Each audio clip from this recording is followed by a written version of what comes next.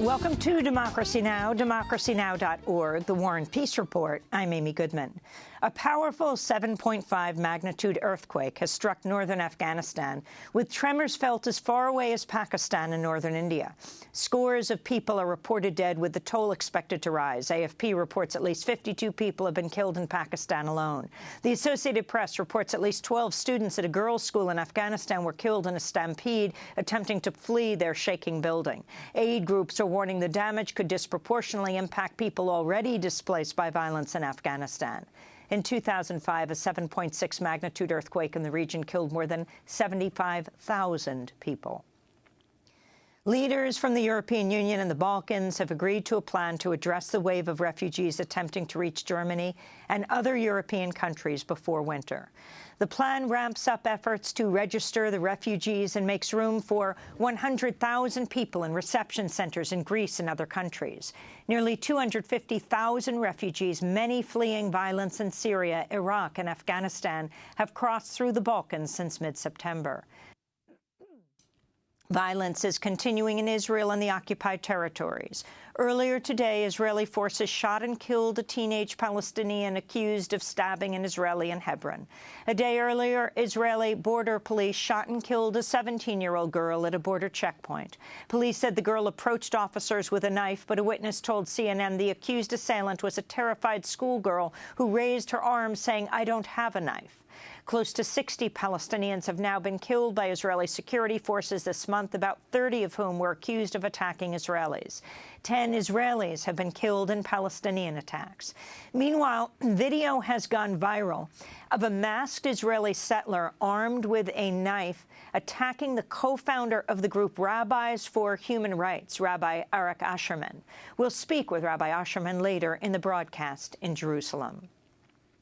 Former British Prime Minister Tony Blair has issued a qualified apology for the U.S.-led invasion of Iraq, saying he's sorry for mistakes made during the war, but not for the ouster of Iraqi leader Saddam Hussein. Blair made the comments in response to questions from CNN's Fareed Zakaria. When people look at the rise of ISIS, many people point to the invasion of Iraq as the principal cause. What do you say to that?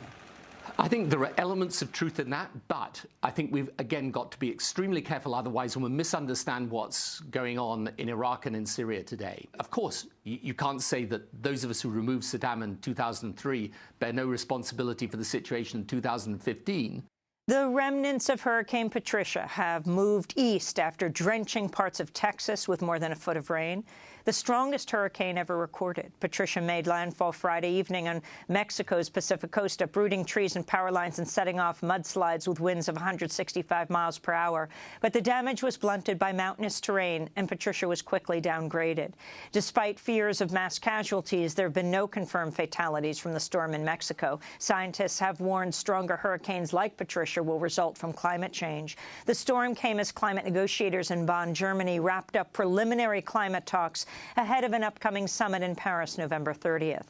Despite an emotional appeal from Mexico's envoy, negotiators failed to reach agreement on key issues. Friends of the Earth call their inaction, quote, a calamity for people across the world. A leaked draft of a massive trade deal being negotiated between the United States and European Union appears to violate an EU pledge to uphold environmental protections. The Guardian reports the leaked text, quote, contains only vaguely phrased and non-binding commitments to environmental safeguards, despite EU promises to the contrary.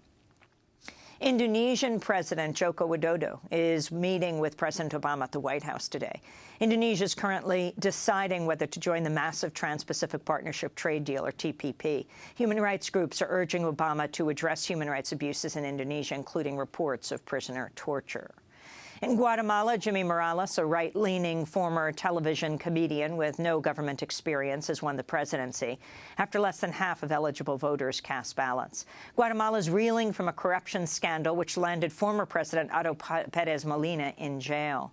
Meanwhile, Argentina is headed for a presidential runoff next month. In Haiti, election results are not yet in. And in Poland, the right-wing Law and Justice Party has retaken control for the first time in nearly a decade.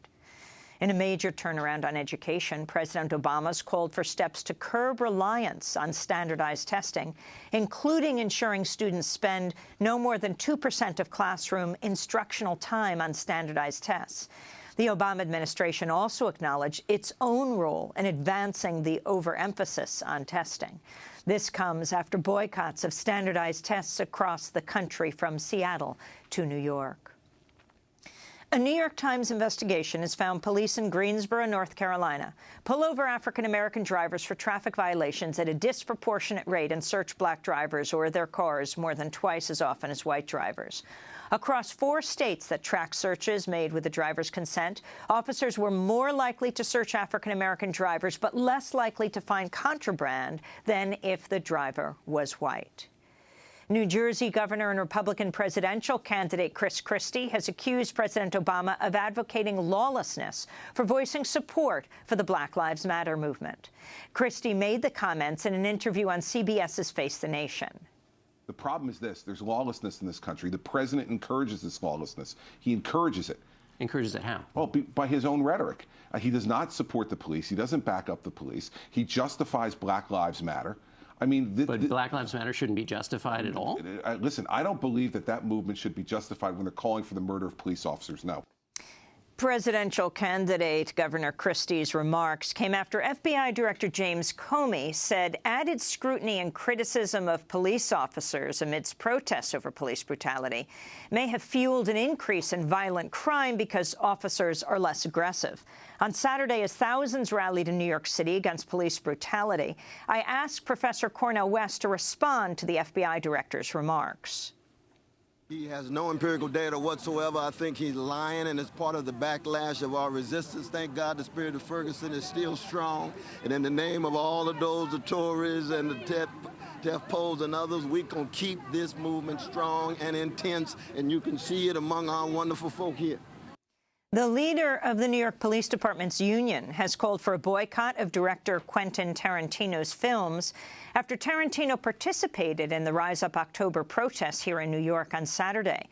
Meanwhile, civil rights leader Al Sharpton and his National Action Network rallied Saturday to honor the African-American police officer shot and killed last week in East Harlem. The New York Daily News reports Sharpton will speak at Officer Randolph Holder's funeral next week in a call for unity. The Black Lives Matter Network has rejected the Democratic National Committee's offer of a town hall meeting with presidential candidates, saying they want a formal debate.